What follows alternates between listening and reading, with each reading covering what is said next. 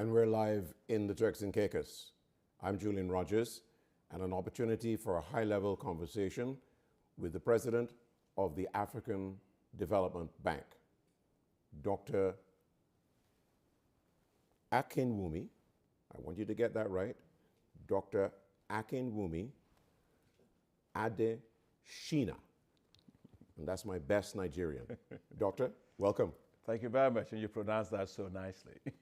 Great job, Julian. Thank you very much. Yep. I want you to take the opportunity to introduce yourself to a Caribbean audience. We've heard a lot about the African Development Bank.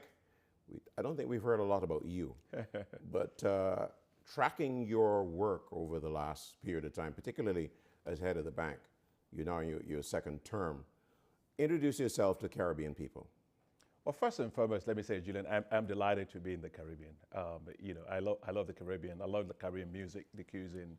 I love the Caribbean athletes, and you guys are just incredible. I remember we are the same, actually, just in different parts of the world. And so it's great for me to be here. My name is Akinwumi Adesina. Actually, my full name is Akinwumi, which means I love, it means I like a warrior. It's almost the name they give to warriors, right. Actually. Those who, when there's a war in those days, they would say, oh, we have an Akin going to war, which means we have a real man who can actually win the war. So that's what my name really means.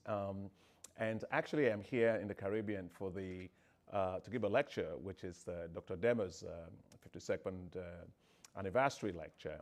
And I'm here at the invitation of my dear friend Jean, who is the president of the Caribbean Development Bank. And it's nice to be in Turks and Caicos. It is so beautiful and stunning here to be here. So I'm glad to be here, and it's nice to be able to have a chat with you. Well, you talk about being a warrior, so I want to start there. Yeah. You've certainly been a warrior in terms of politics, yeah, and now in terms of public service. I want to get a sense of how you bridge those two experiences to the benefit of the current work you're doing right now. Well, when I say warrior for me, what I fight is poverty. My whole life is totally dedicated to making sure that we can make poverty history for our people. I come out of a very humble, poor background myself, and I know poverty is not pretty.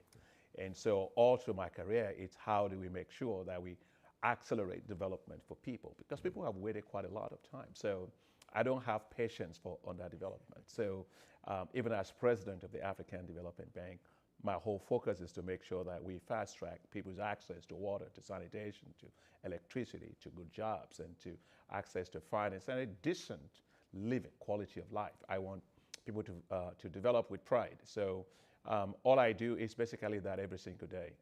Use my life to be able to serve and make sure that other people's life gets better every single day, much faster though than we have been in the past.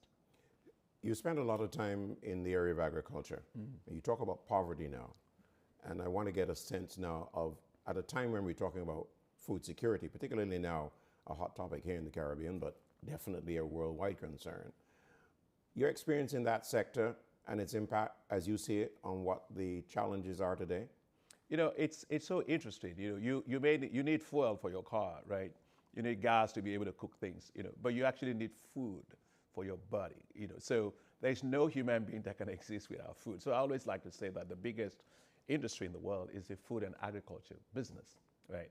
And so all that I've tried to do all through my career is to get people to understand that this is the biggest industry. And to do that, of course, throughout my career, I've worked hard to make sure that we get young people into agriculture, that they understand that agriculture is not a way of life. It's a business, a mega business. If you take the case of Africa, for example, the size of the food and agriculture market by 2030 will be worth a whopping $1 trillion, right? So people, nobody drinks gas, smokes gas, and nobody drinks oil, but everybody eats food. So that's very, very important. And in fact, since I've been here, I've been talking to the Premier and also talking to the President of the Caribbean Development Bank about what we can do to make sure that we can actually help the Caribbean countries to increase the productivity of their agriculture, diversify their agriculture base, get young people into agriculture, and have value chains that can create wealth from the bottom up. And the way to do that is through agriculture. So as Minister of Agriculture in Nigeria, I had the opportunity of 4 years of helping to transform the lives of 15 million people. We transformed their lives and got them access to good technologies, good production, and lots of incomes for them. So the fastest way you can transform a rural economy is to turn agriculture into a business. I want you to expand a little bit more on that and be a little more specific, bearing in mind that we're talking about food security. Ghana, for instance, has offered the other Caribbean states land to be turned into agricultural plots, etc. You talk about involving young people, and young people in our Caribbean area are not readily attracted to agriculture. Is that the same thing in your experience? Well, I think because people grew up in rural areas, they saw a lot of people that were poor, those people being farmers, and they just decided they're not going to be in agriculture. Yes, but in fact, when you look at it, the first thing you have to do is to get young people to see that agriculture is a business. When I was Minister of Agriculture in Nigeria, I transformed all of that. You see me, I look cool with my bow ties, right? In fact, when I was actually going to be screened to be Minister of Agriculture in Nigeria, some of the senators asked me, are you going to be screened for Minister of Finance or is it Minister of Agriculture? I said Minister of Agriculture because agriculture is the coolest profession you ever found, right? And so it's getting people to understand that it's a big market. Whether you producing tomatoes or you're producing oranges, or you're producing guava, you're producing rice and whatever it is that you're producing, or maize, you're processing it, you're adding value to it, you're selling packaged foods. And that's what people buy. So you want to take breakfast, you say, well, I really want to have, you say you want to have a cornflakes. Well, what is cornflakes? Cornflakes is simply extruded maize. So agriculture it's really big. And I really think that there's a real opportunity right here in the Caribbean to have a regional agricultural production and food and ag industry that is based on comparative advantage of different ecologies that you have, the different opportunities that you have that can allow you to produce your food to be quite food secure, but also to be able to produce food that you can serve a really burgeoning tourist industry. When you and I go on cruises, right, we got to eat all the time, right? And so, but you want to make sure that what they're eating, it's a lot part of it is also produced in the Caribbean to supply that particular industry. When I remember my my son, who is a medical doctor, when he graduated from medical school, my father, who was then 90 years old, came to his graduation. Because my father grew up as a farmer, you see, and he didn't want us to be farmers at all. And so when I applied to university, my father always, he joined the civil service and then he kind of moved up a little bit, but he always filled our form. So for me, it was always first choice was medicine, and second choice was dentistry, and third choice was veterinary medicine. So whatever way I did it, I was going to be a doctor of some kind. Anyway, cut a long story short, I eventually was admitted to agriculture 3 times in a row. In the university, my father said, absolutely not, right? We're not going back into poverty. So eventually I went to the United States, did my PhD in agricultural economics. So I wrote my father a letter. I said, doctor, because now I was not a doctor, I'm a doctor of agricultural economics. He used to call me doctor and doctor. So when our son graduated from medical school in the United States, my dad was 90 years old. I brought him to the States and he came to the graduation. So we were taking pictures. And he said, doctor. So I turned and I said, hello, Dad. He said, no, I don't mean you. I mean the real doctor, which was my son, who was a medical doctor. So I said, okay. So I called my dad and my son together. I said, well, look, guys, listen. Even the real doctor would tell you, take 3 tablets 3 times a day. But what do they tell you? Take it only after food. So which means that agriculture is still more important than medicine. I have to tell you that, of course, you sound very much like recounting a Caribbean experience. Because that's exactly what our parents told us. Yeah. They wanted us either to be doctors or lawyers. You put in dentistry there and so on. All right. Let's talk about building this bridge between the Caribbean and Africa. And, very often, I think it is fair to say that when we look for ideas, examples, and whatever else in terms of our own development, we tend to be looking to North America and Europe and not to Africa, for instance. I think that we don't recognize the African landscapes. Maybe it's because of the media's portrayal of Africa. But how do you see we can build this bridge solidly and make the kind of connections that make sense, economically too? Yeah. I mean, first is, we have, if you look at Africa, Africa has, until COVID came, 6 of the 10 fastest growing economies in the world. You're looking at a region whose, cumulative GDP, it's roughly $3.3 trillion. It has an Africa continental free trade area, which is the largest actually in the world, right? And so I think the connection between our peoples, we're the same people, right? Connection in terms of skills exchange, a connection in terms of tourism, connection in terms of investments, of Caribbeans in Africa, but also Africa in the Caribbean. And that's why I'm actually here to talk to President Julian of the Caribbean Development Bank to see how we can work together. Now, we have something in Africa that I started in 2018 called the Africa Investment Forum. People used to think, well, how much are you going to invest in Africa? Where do you want to invest in Africa? Because people think investing in Africa is risky. And I said, look, I know my neighborhood. My neighborhood is not that risky, all right? And so we set up the Africa Investment Forum to get investors from all parts of the world to come into Africa. We started it in 2018, okay? So we had it, and in less than 72 hours, we were able to secure $38.7 billion of investment commitments to Africa in less than 72 hours. We did it in 2019. We did $40.1 billion investment commitments, again in less than 72 hours. Now, of course, COVID came and everything just kind of went to a standstill. But we went to do it this year. We did it virtually, even virtual, Gene. We were able to do it this year, and we did roughly $34.8 billion of investment commitments to Africa. So there are lots of opportunities, I think, between Caribbean and Africa. First, I think the digital economy is one that we should actually work a lot on. I think agriculture is one we can. I've been talking to the Premier here and also to Gene, the President of Caribbean Development Bank, about how we can help with that, to get folks to have access to skills, to technology, exposure to agriculture as a business. And then to also have financial markets or financial instruments that can actually help them to get access to finance and actually do agriculture.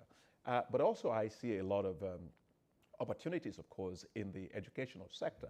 As you know, Caribbeans have very, very good educational systems. A lot of Africans actually come here for medical training and all of that. So there's a lot of opportunities, I think, for academic exchanges between our two regions. So I think we should do a lot more. I've told the president of Caribbean Development Bank that I'd like to have an Africa Investment Forum and Caribbean Investment Forum joined together between Africa and the Caribbean, and we agreed on that. So that's going to take off.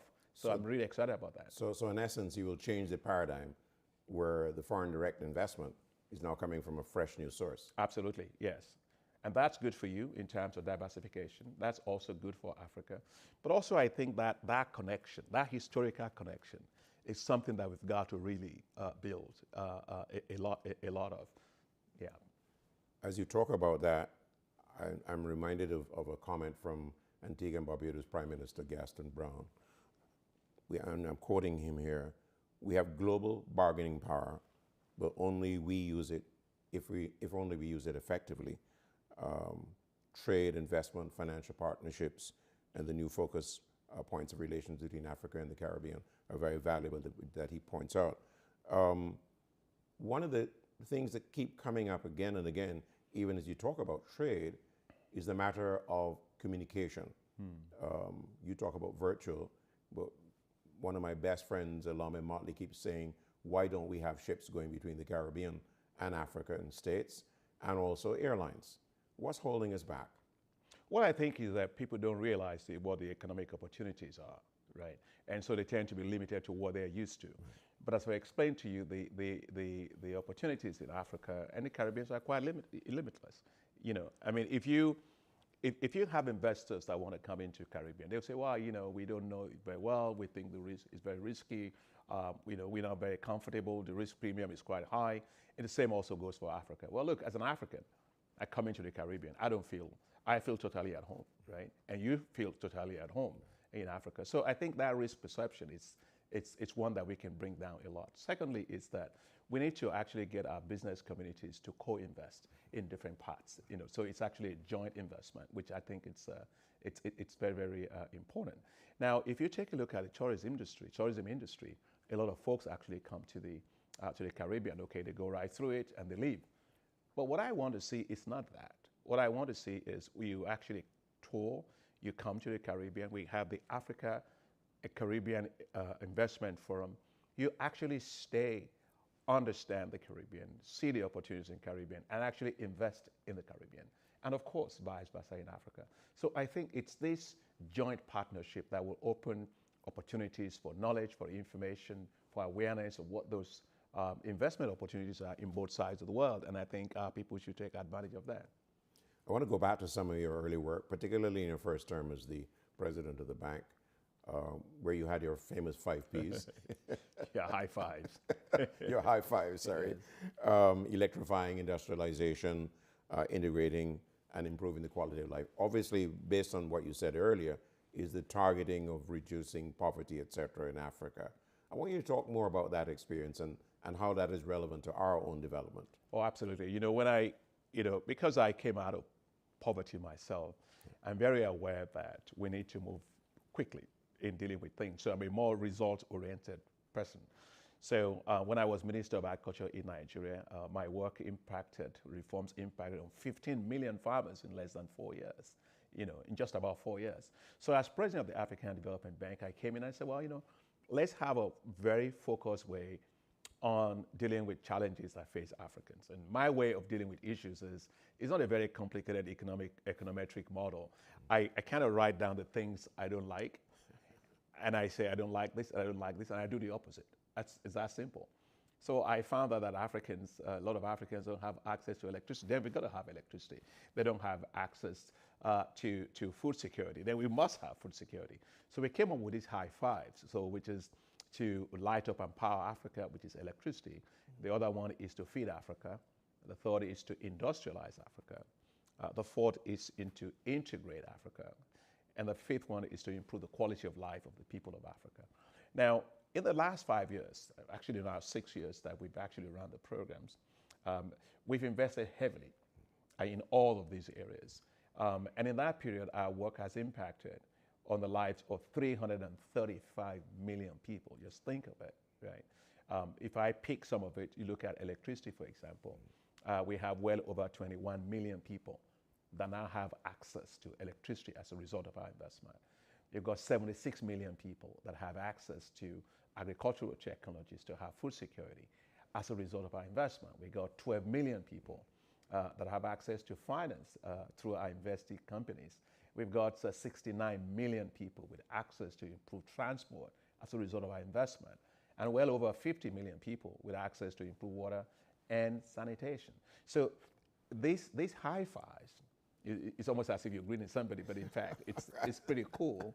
The United Nations Development Program, Julian, they found that if Africa achieved all these high fives, you know what they found? That it will have achieved 90% of the Sustainable Development Goals.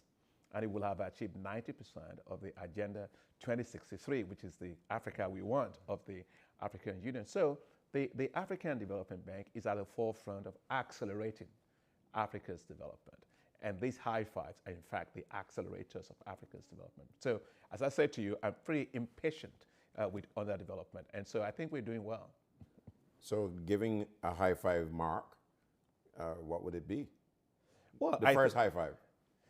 I think we've done exceptionally well. If you look at that, but maybe instead of just giving you a number, let me just tell you how it impacts on the life of somebody. Okay. I went one day which is the Light Up and Power Africa. Well, first look at some of the things we're doing. The largest concentrated solar power plant in the world is in Morocco. We financed it. Which is called Nuwazazate. Then we have also the Lake Turkana, which is the largest wind power station in Africa. We financed it.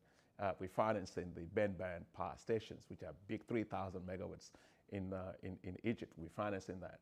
We have a $20 billion investment that we are making in what's called the Desert of Power, which is going to provide electricity for $20 billion to give electricity for 250 million people all across the Sahelian countries of Africa. We finance in that. But one of the things that really tugged at my heart was one day I visited a project, which is a last mile connectivity project in Kenya, we've done all this investment, but if the people can't connect access to electricity, what uses it, right? So the poor household needs to be able to connect access to electricity. So we have something called the Last Mile Connectivity Project. We brought down the cost of connection from $350 for a poor household to $150 for the poor household. And I came visiting this project, one of these projects, and as we landed, and the Minister of Energy for Kenya was right behind me, I was in front, and there was a lady in front of us whose name was Grace. And he said, the minister, well, Madam Grace, you know, do you know Dr. Adesina? He's the president of the African Development Bank. And she looked at me, it's like, no. And she said, do you know African Development Bank? And she said, no. And then she made a statement which left me totally impacted. She said, I do not know Dr. Adesina, president of African Development Bank. I do not know even the African Development Bank. All I know is we once were in darkness, and now we have light. And that is how the impact of our work is, and that makes me particularly thrilled. That's a great story. So that then brings me to the next 5. Is there a new 5? Well, you know, it's the same high fives that we're doing. You know, and the one on the food security, and just coming back to that, because you raised it earlier about the Russian war in Ukraine and how that's impacted Africa, and of course here in the Caribbean. You know, for me, I don't see any dignity in begging for food. You know, I think nations should produce their own food, have the dignity of feeding yourself. You know, it doesn't matter really how your neighbor loves you. Your neighbor will not send your kid to school, right? So take care of business, and God is good. You produce your own food. And in that case of the Russian thing that you were mentioning right in the beginning of the interview, Africa, for example, we will lose roughly 30 million metric tons of food that we were importing out of Russia and Ukraine, and as a result of that crisis. And so what the African Development Bank did is, you know, we very quickly launched a $1.5 billion emergency food production plan that will allow Africa to actually produce 38 million metric tons of food, which is actually more than what Africa was importing from Russia and Ukraine, so that we can actually feed ourselves from wheat to rice to maize and also to soybeans. So I think that at the end of the day, these high fives have a lot of lessons for the Caribbean. I actually believe the Caribbeans should feed themselves. I think you have a lot of renewable energy here that you should take advantage of. And I think regional integration is particularly important because you are small countries, small islands, but you need economies of scale and economies of in how you engage, both in terms of finance, in terms of infrastructure, in terms of also financial mechanisms that prevent you from shocks and all of that. So I think our experience actually has a lot to offer, and I hope to tease that a little bit towards this evening when I give the Dr. Demas Lecture. Which brings me to the point of CARICOM. Yeah. The African states have had a long history of groupings with mixed success, as the case may be. You're dealing with an area with several different languages, etc. How do you look at that activity, that cooperation that has been possible over time, and in reference to our own CARICOM grouping, where we're mainly English speaking, except for the Dutch territories that we have and French in the group? Yeah, you know, I mean, it's good to have a common purpose. And I think the CARICOM provides you that common purpose in Caribbean community. And they must agree on particular things that they want a Caribbean to look like. They want a Caribbean that is very well developed, with equitable growth, with good quality of life, with jobs for the young people, and a Caribbean that's also more resilient in the face of climate change, and one that is actually well integrated into global financial markets and also commodity markets. But you know, there's strength in numbers. It's just the way it works, right? If you look at individual countries and you are exposed to vagaries of nature, vagaries of commodity price volatilities and so on, you can't cope. But when you have a grouping, right, you are able to actually influence markets. You are able to actually reduce trade among yourselves, and therefore reduce your dependence on sometimes highly volatile commodity markets if you're there alone. And we're doing that in Africa. And that's why we have the Africa Continental Free Trade Area, which is now going to be the largest free trade zone in the world. You know, countries that actually trade more among themselves are less exposed to global volatilities, whether it's in financial markets or whether it is in commodity markets. And I think that's exactly what we need to do here. And I really want to commend the work of the Caribbean Development Bank. I see a lot of work on infrastructure. I see a lot of work they're doing on logistics, in supporting tourism industry and so on. But at the end of the day, the bigger pool of capital is still needed, I think, for the Caribbean Development Bank. So I'll make a real pitch for that, for them to have more resources to be able to support greater economic and financial integration of the Caribbean countries. And give you a chance now, finally, to talk to our audience and explain the challenges of sustainability and resilience. These are words that are bandied around. Plain ordinary folk don't understand that because they're dealing with their pocketbook issues. But talk to them directly and give them a sense of why these two areas are so vital to our very survival. Well, you know, if you take a look at climate change, right, you take a look at the Caribbean, the Caribbean loses at least every year $3 billion because of climate shocks, right? And you take a look at, say, from, you know, almost like 2016 till now, you've lost roughly about almost $22 billion from hurricanes, from cyclones and all of that. You didn't cause the global greenhouse gas emissions. And same for Africa. Africa's own contribution was only 3% or 4%, right? So, but being very vulnerable countries, it then means that we have to build resilience. We have to make sure that the Caribbean countries get their own good share of global climate finance to be able to secure their economies against the vagaries of nature. And as you know, the global community promised, the developed community countries promised $100 billion a year. So I think that needs to be paid to support the Caribbean countries. The small island states, in particular, are highly, highly vulnerable. When you have an earthquake or you have a hurricane, what that does, it destroys your infrastructure. It takes you back many, many years to rebuild the infrastructure. It creates debt, debt and financial debt as well. And it creates huge amount of unemployment. So you cannot be going like a yo-yo from one side to the other just because of these shocks. And that's why we have to build resilience for the economies. That's very, very critical. But the other part of resilience is to actually look at the consequences of debt. Because if you have all these shocks and you're not able to get resources to deal with it, then you're left with having to use your own resources to deal with it, but it's not enough. So that means that you're going to actually go from debt onto debt onto debt. So we cannot run economies like that. We need to actually make sure that we insulate the Caribbean from many of these shocks. So global climate finance needs to accelerate, I think, attention and disbursements to Caribbean countries, and in particular to the small island states that are much more vulnerable.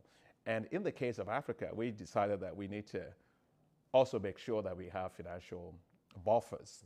If you go to, going back to the metaphors of the doctor, if you go to a hospital and you enter the hospital and they say, oh, I got some headache. You say, oh, go to the ICU. Well, that's what happens in financial markets when you don't have financial buffers and you have all these financial and economic shocks. And to insulate Africa from that, we at the African Development Bank are now developing what we call Africa Financial Stability Mechanism that will just act just like the European Financial Stability Mechanism and create a buffer when all these shocks happen so our countries don't become insolvent. And so the Caribbean also needs to have that because the way in which you build resilience is to have buffers when shocks happen. So these are things that we think we need to do. The people at home need to be protected by financial systems and by ensure that we build climate resilience that will make sure that regardless of what happens, folks are safe and life will continue to be well.